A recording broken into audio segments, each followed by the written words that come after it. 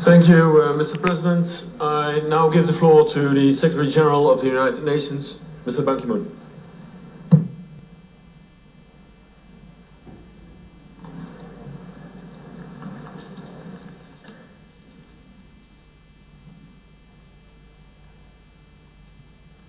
President Karzai, Foreign Minister Verhagen, Honorable Ministers, Excellencies, ladies and gentlemen.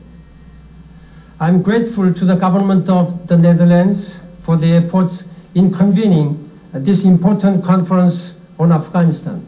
I particularly thank Prime Minister Balkenende, who was with us here just ago, and for his leadership and initiative. We are all aware of the great commitment of the Netherlands to Afghanistan and the sacrifices it has made in that effort. I also thank the other leaders and delegations that are here today to show their commitment to building a strong partnership between Afghanistan and its neighbors, including, among others, Pakistan, Iran, and the Central Asian states, as well as the broader international community. Too often in Afghanistan's history, the country has been the battlefield of rival powers. Today it is an arena where the Afghan people are striving mightily for peace and development, and where the international community is united in its commitment to them. We cannot afford to fail in this endeavor. Failure would be a betrayal of the Afghan people. It would be a betrayal of the progress that has been achieved, and it would betray our stated commitment to uphold the ideals of peace, human rights, and development for all. This is a critical year for Afghanistan. We have said before, but this year is different. There is a real potential to make this concrete progress in important areas, from fighting illicit opium production to increasing productivity in traditional agricultural commodities, from combating organized criminal groups to advancing regional economic cooperation. We should bring the same sense of urgency to addressing these challenges as we are bringing to efforts to improve the security situation. I welcome efforts toward an international engagement that is not only re-energized, but also brings together civilian and military efforts in a more comprehensive way. 4 days ago, I attended the Shanghai Cooperation Organization Conference on Afghanistan in Moscow that focused on some of the main regional challenges facing Afghanistan and its neighbors, including terrorism, the illegal drug trade, and organized crime. I came away from those broad-based discussions encouraged by the shared understanding that these ills can be addressed only through heightened regional and global efforts. I commend the initiative of Russian government, and I believe that Foreign Minister Lavrov for Russia will make a briefing on the Moscow conference. Last year in Paris, the international community met to pledge financial resources to Afghanistan's national development strategy.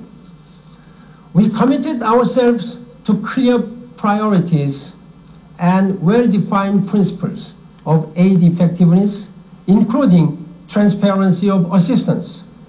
Today we meet for a different purpose: to show our political support, to build on the Paris conference, and to commit with a renewed vigor to Afghanistan's stability and recovery. In August this year, Afghanistan will hold elections for the presidency. We know from experience that the second cycle of post-conflict elections can be even more difficult than the first. Too often, flawed elections have led to greater instability. This cannot be allowed to happen in Afghanistan. Too much effort has been invested, too much progress has been made. The challenges to holding credible elections are significant.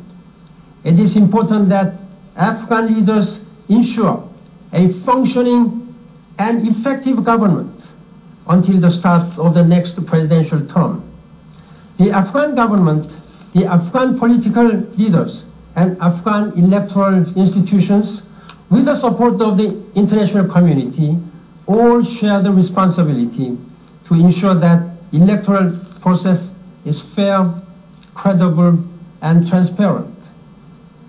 This meeting must also reaffirm our mutual obligations under the Afghan Compact and Natural Development Strategy. That means, above all, honoring our previous commitments. We need to review the benchmarks and refocus them on the priorities agreed at the Paris Conference.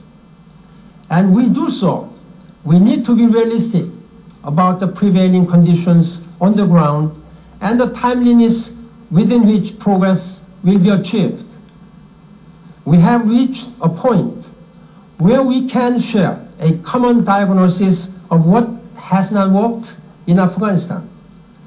We also have strong examples what has worked, especially in the health and education sectors, the reform and strengthening of the Afghan National Army, and decrease of poppy cultivation. Media reports, however, depict a situation in Afghanistan that is bleaker than the reality. This has led to pessimistic statements by policymakers. We must avoid an attitude that focuses mainly on setbacks of the past and learn to recognize the positive signs of progress. This should breed self-confidence for the future. We must seize the opportunities for progress that are before us. A deployment of additional international troops with the primary goal of improving security for the Afghan people will help to secure the electoral environment. More troops will also mean more trainers for the national security forces and an increase in their size and capabilities.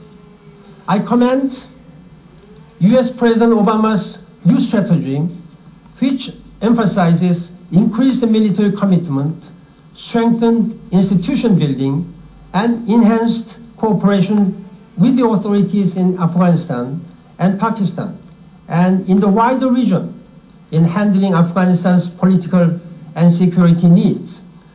This represents President Obama's new strategy, a qualitative change in policy that deserves widespread support of the international community.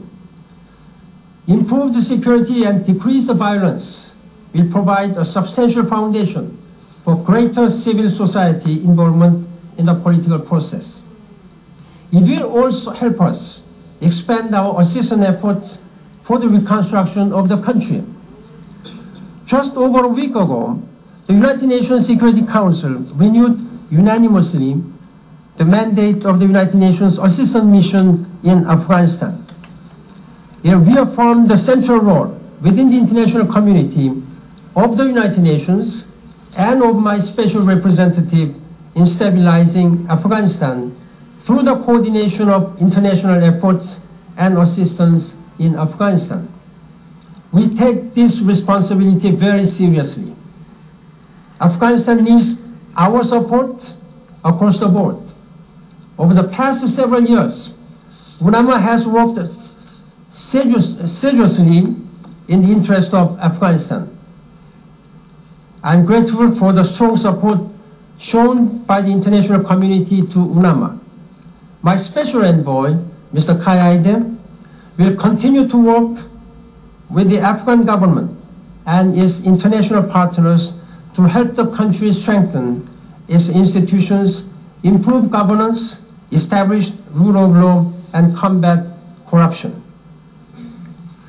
We will continue to work to improve food security. Only half of Afghanistan's arable land is being farmed today.